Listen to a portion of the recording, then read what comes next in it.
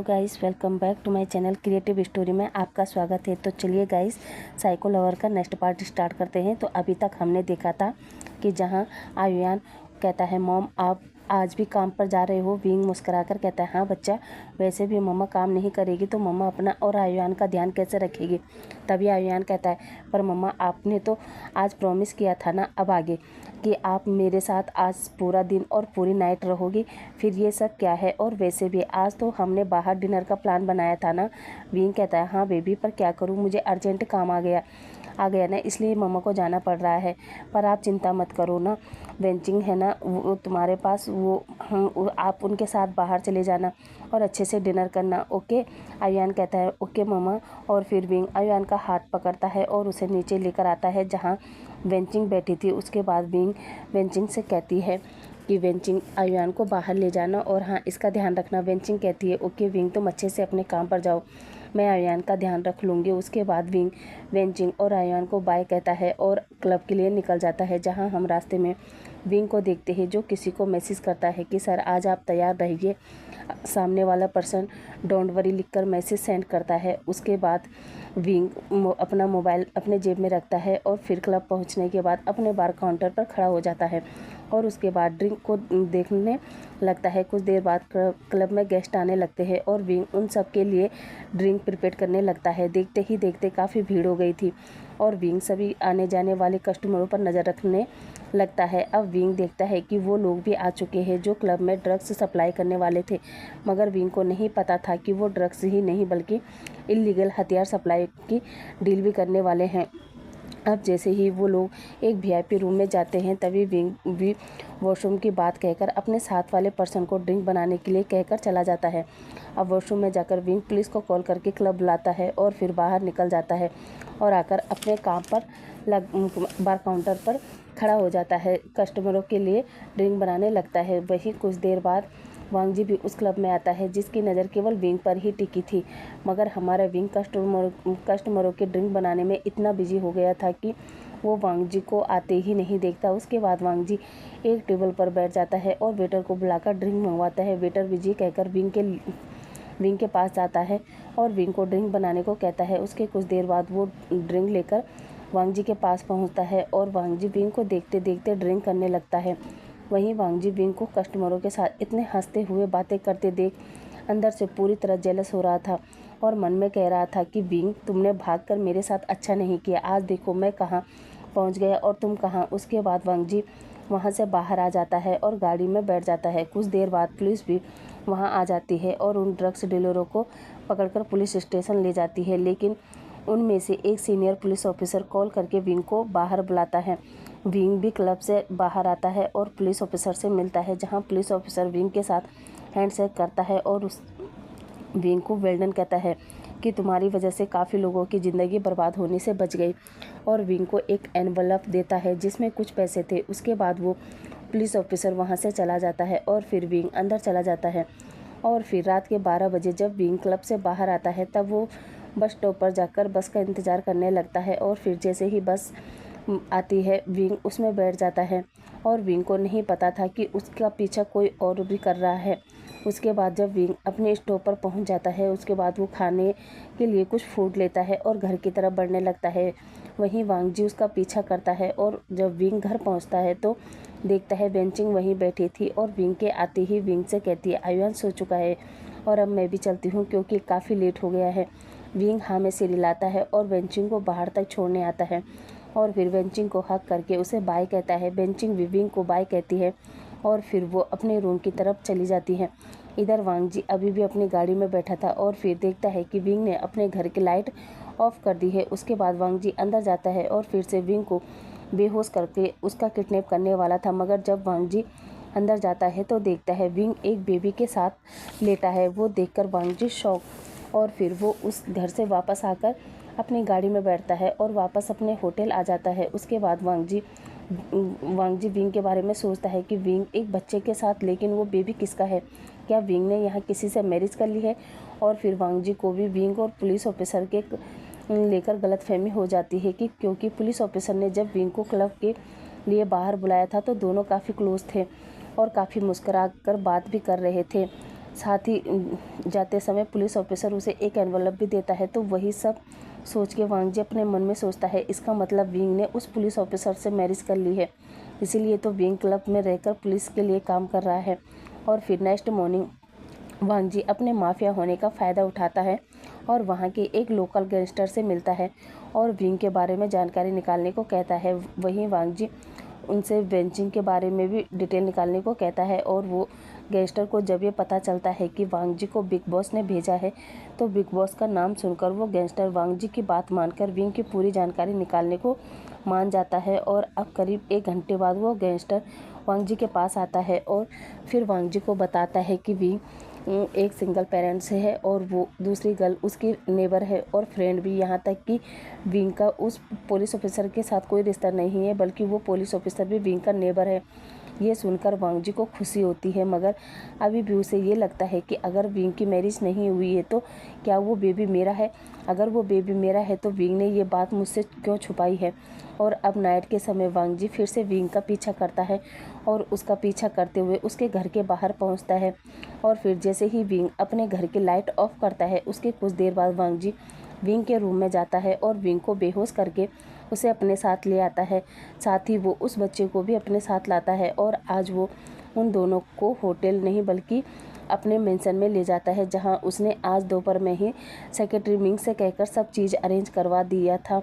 यहाँ तक कि वहाँ केवल 2 ही मेड को अरेंज किया था, बाकियों को वहाँ से निकालकर कहीं और काम पर लगवा दिया था।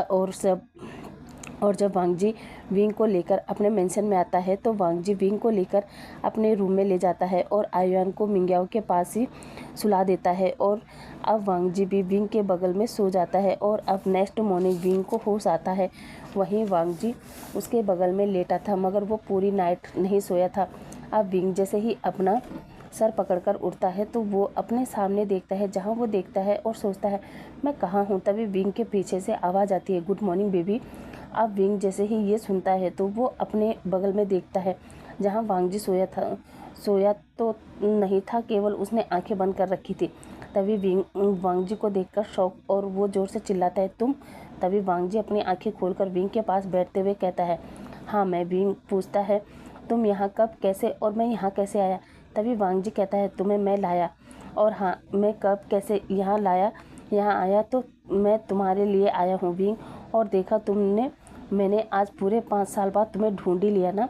और फिर विंग के चिन को पकड़ते हुए कहता है, तुमने क्या सोचा था कि वांग जी तुम्हें कभी ढूंढ नहीं पाएगा? हाँ, क्या सोचा था तुमने कि तुम मुझसे बच पाओगे? बताओ विंग।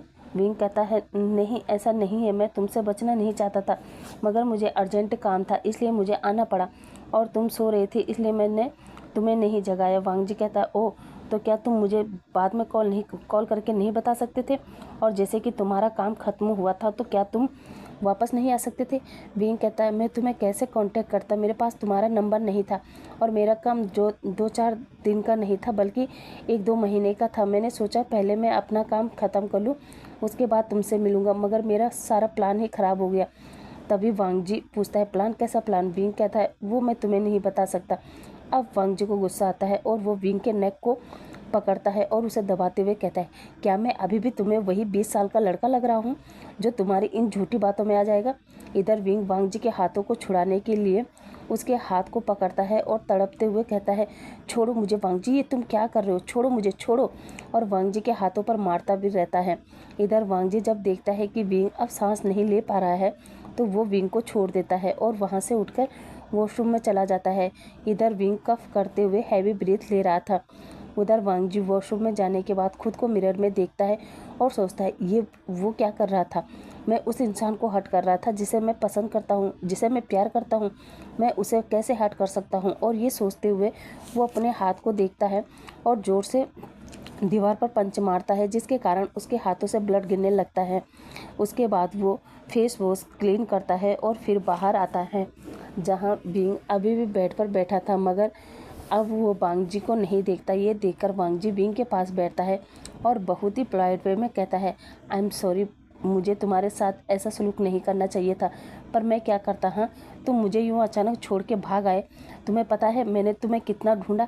मैं हर उस जगह गया जहाँ तुम जाते थे, तुम्हें पागलों की तरह ढूंढता रहता था, मगर तुम तो यहाँ बैठकर ऐश कर रहे थे अपने हस्बैंड के साथ, अपने बेबी के साथ। तुमने एक बार भी मेरे बारे में सोचा कि मैं जी रहा हूँ या मर गया हूँ? हाँ, मैंने केवल तुमसे प्यार ही तो किया था ना विंग, फिर ये सब क्यों? मैंने सोचा नहीं था कि मुझे प्यार करने की इतनी बड़ी सज़ा मिलेगी। तुम नहीं जानते विंग, जब तुम वहाँ से भाग गए थे मेरी हालत क्या थी। मैं पूरी तरह टूट चुका था। मुझे ये लग रहा था कि मैं क्या ज़िंदगी भर अकेला ही रहूँगा, कोई मुझसे प्यार क्यों नहीं करता। मैं बचपन से काफ़ी अकेला था, लेकिन जब मैंने तुम्हें देखा तभी मुझे तुमसे प्यार हो गया था। और तुम जानते हो ना, मैंने सीधे सीधे तुम्हें प्रपोज भी किया था, पर तुमने क्या किया, तुमने मुझे बच्चा बोलकर रिजेक्ट कर दिया। लेकिन मैं वो रिजेक्शन बर्दाश्त नहीं कर पाया और मैंने तुम्हें किडनैप किया, अपने पास रखा, ये सोच के कि जब हम दोनों साथ रहेंगे तो तुम्हें यकीन होगा कि मैं तुमसे कितना प्यार करता हूँ। मैं तुम्हारे साथ कभी भी गलत नहीं करना चाहता था। मैं तो किडनैप करके बस तुम्हें अपने पास रखना चाहता था, तुमसे प्यार करना चाहता था विंग, बस उसके अलावा मुझे तुमसे कुछ भी नहीं चाहिए था। हाँ, बस इतना चाहता था कि तुम भी मुझसे प्यार करो और जिस अकेलेपन से मैं जूझ रहा था उस अकेलेपन से मुझे बाहर निकालो, बस इसके अलावा कुछ भी नहीं। और ये कहते कहते वांग जी की आंखों में आंसू आ जाते हैं। तभी वांग जी को रोते देख विंग का दिल पसीज जाता है। वो वांग जी के फेस को हाथों में लेता है और उसके आंखों में देखते हुए कहता है, I am sorry Wang ji, I am sorry. मुझे तुम्हें समझना चाहिए था, तुम्हारे प्यार को समझना चाहिए था, मुझे यूँ तुम्हें छोड़कर नहीं आना चाहिए था। आई एम सॉरी वांग जी, मेरी गलती के लिए मुझे माफ़ कर दो। पर वांग जी, मैं भी क्या करता। हाँ, कहाँ तुम उस समय 20 साल के और मैं 30 साल का। मैं तुमसे 10 साल बड़ा था वांग जी। तुम ही सोचो वांग जी, जब दुनिया को, हमारे घर वालों को हमारे बारे में पता चलता, वो क्या कहते कि मैंने एक 20 साल के बच्चे को डेट किया। मुझे ही क्या, तुम्हें भी कहते कि क्या तुम्हें इस दुनिया में मैं ही मिला था डेट करने के लिए। तुम नहीं समझ रहे थे कि वांग जी, मेरे और तुम्हारे बीच में बहुत ज़्यादा एज डिफरेंट है। तभी वांग जी कहता है, तो क्या हुआ विंग, मैं जानता हूँ कि हमारे बीच में एज को लेके काफ़ी डिफरेंस है, पर हमारे प्यार में नहीं, मेरे प्यार में नहीं था विंग। और हाँ, तुम उस दुनिया को क्यों बीच में ला रहे हो? दुनिया का काम है कहना, और मुझे दुनिया से और ना ही अपने घर वालों से कोई लेना देना नहीं है, क्योंकि उन लोगों ने भी क्या किया, अंकल को बिजनेस से प्यार था तो वो हर समय बिजनेस ट्रिप पर ही रहते थे। उन्होंने कभी मेरे बारे में नहीं सोचा। मेरे गग्गा, जो खुद को मेरा बड़ा भाई कहते हैं, उन्होंने भी क्या किया, अपने कंफर्ट के लिए, अपनी पढ़ाई के लिए उन्होंने मुझे छोड़ दिया, जबकि वो जानते थे कि मैं छोटा बच्चा हूँ, 10 साल का हूँ। उन्होंने मेरे बारे में एक बार भी नहीं सोचा, तो मैं क्यों सोचूं? और वैसे भी ये मेरी लाइफ है, इसलिए अपनी लाइफ का फैसला लेने का हक केवल और केवल मेरा है। और मेरी मर्जी है कि मैं 30 साल के ओमेगा से प्यार करूं या 50 साल के ओमेगा से। ये मेरी लाइफ है और मैं अपने मन मुताबिक ही जीऊँगा। मुझे जो अच्छा लगेगा मैं वो करूँगा। और हाँ, तुम्हें भी ये सब सोचने की ज़रूरत नहीं है। तुम्हें भी अपनी लाइफ को जीने का पूरा हक है। इसलिए ये दुनिया, ये समाज, इन सब के बारे में सोचना छोड़ के अपने बारे में सोचो, केवल अपने बारे में। वांग जी की बात सुनकर कहता है, पर वांग जी, तभी वांग जी विंग के लिप्स पर फिंगर रखकर कहता है, बस विंग, मैंने कहा ना केवल अपने बारे में सोचो। वैसे मुझे एक बात बताओ, क्या इन सालों में आपने कभी भी मुझे मिस नहीं किया? क्या कभी आपको मेरे बारे में नहीं सोचा? इधर विंग याद करता है कि हाँ, उसने कई बार वांग जी के बारे में सोचा, उसे मिस भी किया। और सबसे बड़ी बात, जब विंग को ये पता चला कि वो प्रेग्नेंट है, तब वो शॉक हो गया था कि क्या एक 20 साल के बच्चे ने एक 30 साल के ओमेगा को प्रेग्नेंट कर दिया, वो भी एक की बार में। यही सोचते हुए विंग अपनी नज़रों को झुका लेता है। इधर वांग जी विंग के एक्सप्रेशन को देख रहा था और वो समझ चुका था कि विंग ने उसे मिस किया। यही सोचते हुए वो विंग के लिप्स से अपने फिंगर हटाता है और अचानक से विंग के लिप्स को कैप्चर करता है और उन पर किस करने लगता है। तभी विंग कुछ सोचता है, उसे बाहर से आवाज़ आने लगती है, मम्मा आप कहाँ हो, मम्मा आप कहाँ हो। आयुआन की आवाज़ सुनकर विंग वांग जी को एकदम से पुश करता है और फिर वांग जी को देखते हुए कहता है, मुझे आयुआन आवाज़ लगा रहा है। और ये कहकर वो एकदम से बेड से उठता है और बाहर भागता है, जहाँ आयुआन लॉबी में हर एक कमरे के बाहर आवाज़ लगा के कह रहा था, मम्मा आप कहाँ हो, आप कहाँ हो। तभी विंग बाहर आकर आयुआन को देखते हुए कहता है, आयुआन बेबी मैं यहाँ हूँ। आयुआन दौड़कर विंग के पास आता है और विंग के पैरों को हक करता है। विंग आयुआन को गोद में उठाता है और पूछता है, क्या हुआ बेबी। तभी आयुआन, जिसके आंखों में आंसू था, वो विंग से कहता है मम्मा आपको पता मैं डर गया था। विंग पूछता है क्यों? आयुयान कहता है क्योंकि मैंने आपको नहीं देखा था ना। वैसे मम्मा हम कहाँ हैं? ये किसका घर है और हम लोग यहाँ कब आए? तभी विंग कहता है ये घर, और इतना कहते ही वो चुप हो जाता है। तभी वांगजी भी पीछे से विंग को देख रहा था और सोच रहा था कि अब विंग बच्चे को क्या बोलेगा कि ये घर किसका है। तभी विंग कहता है बेबी ये घर ना मेरे एक फ्रेंड का है, और कल जब तुम सो गए थे ना तब वो हमसे मिलने आए थे और उन्होंने हमारा छोटा सा घर देखा तो वो हमें यहाँ ला गए। आयुयान कहता है अच्छा। तभी आयुयान कहता है मम्मा मुझे वॉशरूम जाना है। विंग कहता है उसके बाद विंग आयुयान को वांगजी के ही रूम में ले जाता है और वॉशरूम में बिठाकर बाहर आ जाता है। तभी वांगजी विंग का हाथ पकड़ता है और उसे वॉशरूम के बाहरी दीवार पर पिन करता है और विंग से पूछता है ये बेबी किसका है विंग? विंग तो ये सुनकर शौक और वो वांगजी को पुश करते हुए कहता है वांगजी ये कैसा सवाल है? ये बेबी तुम्हारा है, तुम भूल गए तुमने उस रात मेरे साथ क्या किया था? तभी वांगजी कहता है क्या ये बेबी मेरा है? विंग कहता है हाँ ये बेबी तुम्हारा है। वांगजी कहता है तो फिर तुमने अभी तक उसे ये क्यों नहीं कहा कि ये घर तुम्हारे फ्रेंड का है? अभी तुमने ये क्यों कहा कि ये घर तुम्हारे फ्रेंड का है? तुमने उसे ये क्यों नहीं बताया कि ये घर उसका है, उसके डैड का है? विंग कहता है इसलिए वांगजी मैं तुम्हें बच्चा कहता हूँ क्योंकि तुम्हें पता ही नहीं है कि कब किस समय कौन सी बात करनी चाहिए। वांगजी कहता है मतलब? विंग कहता है मेरा मतलब आयुयान अभी बहुत छोटा है और हाँ तुम भी छोटे ही हो, और अगर मैं उसे ये बताता कि ये तुम्हारे डैड है तो वो सोच में नहीं पड़ जाता कि मेरे डैड इतने यंग है और मॉम थोड़ा ओल्ड, इसलिए हमें उसे धीरे धीरे समझाना होगा, समझे? वांगजी कहता है ओके। उसके बाद विंग फिर से वॉशरूम में चला जाता है आयुयान को देखने। इधर वांगजी सोचता है क्या सच में ये मेरा बेबी है या फिर विंग मुझसे झूठ बोल रहा है। इधर अब विंग आयुयान को नहला धुलाकर बाहर लाता है। उसके बाद आयुयान को नीचे लेकर आता है जहाँ वो आयुयान के लिए ब्रेकफास्ट बनाता है। वहीं वांगजी भी फ्रेश वगैरह होकर आता है और बैठ जाता है। कुछ देर बाद विंग वांगजी के पास आता है और वो वांगजी से कहता है वांगजी अब मैं चलता हूँ। वांगजी शौक होकर पूछता है कहाँ? विंग कहता है अपने घर। तुम्हें नहीं पता पर वहाँ से मेरी जॉब पास है, आयुयान का स्कूल पास है, इसलिए मैं यहाँ नहीं रह सकता। वांगजी कहता है नहीं तुम और आयुयान कहीं नहीं जाओगे। विंग पूछता है पर क्यों वांगजी? और अब तो तुम्हें पता है कि आयुयान तुम्हारा बेबी है तो तुम किसी भी समय आकर उससे या फिर मुझसे मिल सकते हो। वांगजी कहता है मैंने कहा ना तुम और आयुयान वहाँ नहीं जाओगे और हाँ ना ही तुम उस काम को करोगे, समझे? विंग कहता है पर क्यों वांगजी? आखिर तुम्हें मेरे काम से क्या प्रॉब्लम है? और वैसे भी घर तो मुझे जाना होगा ना, वहाँ मेरे कपड़े हैं, आयुयान के कपड़े हैं, उसका स्कूल बैग है। वांगजी कहता है तुम कपड़ों की टेंशन मत लो, मैं अभी तुम्हारे लिए और आयुयान के लिए कपड़े मंगवा देता हूँ, मगर तुम और आयुयान घर से बाहर नहीं जाओगे, समझे? विंग कहता है पर क्यों वांगजी? वांगजी कहता है वो मैं तुम्हें नहीं बता सकता पर तुम घर से बाहर नहीं जाओगे। इतना कहकर वो अपने सेक्रेटरी मिंग को बुलाता है और कहता है कि गेट के बाहर 2 और गार्ड को हायर कर दो और हाँ उनसे कहना कि यहाँ घर पर ध्यान रखे कि विंग और आयुयान घर से बाहर ना जाए। सेक्रेटरी मिंग जी सर कहता है और फिर घर से बाहर चला जाता है। इधर वांगजी भी अपना ब्रेकफास्ट वगैरह करता है और वापस कमरे में आता है। इधर विंग ये सब देखते हुए वो भी वांगजी के पीछे आकर वांगजी से पूछता है वांगजी ये सब क्या है? तुम और गार्ड क्यों हायर कर रहे हो और हमें घर से बाहर क्यों नहीं जाने दिया जा रहा है? बताओ वांगजी बताओ। और वांगजी जो विंग को इग्नोर कर रहा था, विंग ये सब वांगजी को अपनी तरफ खींचते हुए पूछ रहा था, मगर तभी विंग का पैर फिसलता है और वो गिरने वाला था, मगर हमारा वांगजी विंग की कमर में हाथ डालकर संभाल लेता है और दोनों ही एक दूसरे को देखने लगते हैं। और फिर कुछ देर बाद विंग वांगजी से गुस्से में कहता है वांगजी छोड़ो मुझे, ये क्या कर रहे हो? वांगजी कहता है ओके और वो विंग को छोड़ देता है। अब विंग गिरने वाला था इसलिए वो हड़बड़ाहट में वांगजी की टाई पकड़ता है और वांगजी भी उसके ऊपर गिर जाता है और फिर दोनों की ही एक्सीडेंटली किस हो जाती है, जो देखते हुए विंग तो अपनी आंखें बड़ी बड़ी कर लेता है। वहीं वांगजी भी शौक था क्योंकि आज 5 साल बाद दोनों ही एक दूसरे के लिप्स को फील कर रहे थे। तभी विंग वांगजी को अपने ऊपर से हटाते हुए कहता है दूर रहो मुझसे और मुझे बताओ कि हम घर से बाहर क्यों नहीं जा सकते।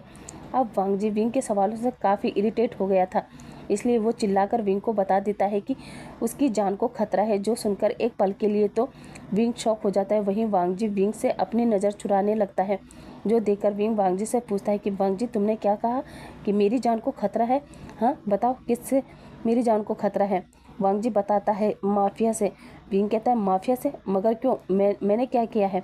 वांग जी विंग को बताता है इसका कारण तुम खुद हो विंग, तुम्हें क्या ज़रूरत थी पुलिस वालों का स्पाई बनने का और खुद को खतरे में डालने का?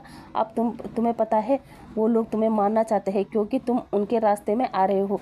ये सुनकर विंग शौक, तभी वो वांग जी से पूछता है पर तुम्हें ये सब कैसे पता कि माफिया मुझे मारना चाहते हैं? हाँ बताओ वांग जी बताओ, तुम्हें कैसे पता? वांग जी कहता है क्योंकि मैं भी एक माफिया हूँ। ये सुनकर तो विंग के पैरों तले से ज़मीन खिसक गई। वो शौक होकर वांग जी का नाम लेता है और पूछता है वांग जी ये तुम क्या कह रहे हो? तुम और माफिया कैसे? वांग जी कहता है ये सब तुम्हारे भागने के बाद स्टार्ट हुआ विंग। जब तुम मुझे छोड़ के आ गए थे तब मैंने तुम्हें बताया था ना कि मैं एकदम पागल हो चुका था। मैं 2-3 दिन तक क्लब में ही बैठा रहता था जहाँ लोग मुझे धक्के मार के गेट से बाहर फेंकते थे। मेरी ये हालत देख के अंकल ने और गगन ने मुझे पैसे देने भी बंद कर दिए थे और मैं क्लब में जाकर जब ड्रिंक करता तो उसके बाद उन्हें देने के लिए मेरे पास पैसे नहीं होते थे और वो मुझे बहुत बुरा भला कहते, यहाँ तक कि मुझे मारते भी थे, जो चीज़ मैं भी बर्दाश्त नहीं कर पाता था और क्लब में उनसे लड़ने झगड़ने लगता था, जिस वजह से मैं जेल भी गया और वहाँ मेरी मुलाकात छोटे मोटे गैंगस्टरों से हुई और उन्होंने मुझसे दोस्ती की और धीरे धीरे मैं भी उन लोगों की गैंग में शामिल हो गया और फिर जब मैं जेल से बाहर निकला तो मेरा अलग ही रुतबा बन गया था। लोग मुझसे डरने लगे और फिर उसी डर को हथियार बना के इन 5 साल में मैं चाइना का माफिया बन गया और अब मैं चाइना पर रूल करता हूँ। जो सुनकर विंग पूरी तरह शॉक, उससे तो यकीन ही नहीं हो रहा था कि वांग जी एक माफिया है। तभी वांग जी विंग की तरफ देखता है और कहता है ये सब गलती तुम्हारी थी विंग, तुम मुझे छोड़कर न भागते तो शायद आज मैं एक अच्छा पर्सन होता, मगर तुमने मेरे प्यार को ठुकराकर आज देखो मुझे कहाँ खड़ा कर दिया।